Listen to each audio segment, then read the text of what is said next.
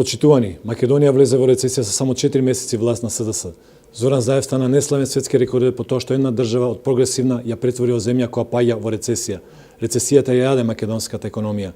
Рецесијата е предизвикана како резултат на политичка одлука на владата да ги преполови капиталните инвестиции. Тоа го успорува градежништвото, а со тоа и 25 поврзани гранки. Преполувањето на капиталните инвестиции е политичка одлука. Главното прашање е која е причината за свесното носење во рецесија? Дали е незнаење или создавање на хаос зад кој се кријат личните интереси на бизнис мокници на СДС?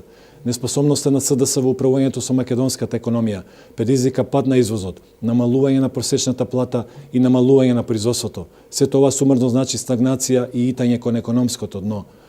Дополнително, лошата економска политика е пропратена и со енормното и неосновано задолжување и тоа во период пред избори. Имено за само 4 месеци СДС задолжи државата за неверојатни 320 милиони евра, а од државните резерви стопи 170 милиони евра, вкупно половина милиарда евра за кои граѓаните не знаат на што се потрошени. Настапувањето на рецесијата ќе значи знак за сите инвеститори, за намалена активност и неинвестирање во Република Македонија. Тоа ќе предизвика интензивно намалување на обртот на пари во стопанството и зголемување на невработеноста. Рецесијата ќе значи зголемена сиромаштија кај граѓаните, беда и несигурност и сето ова за само 4 месеци власт на СДС.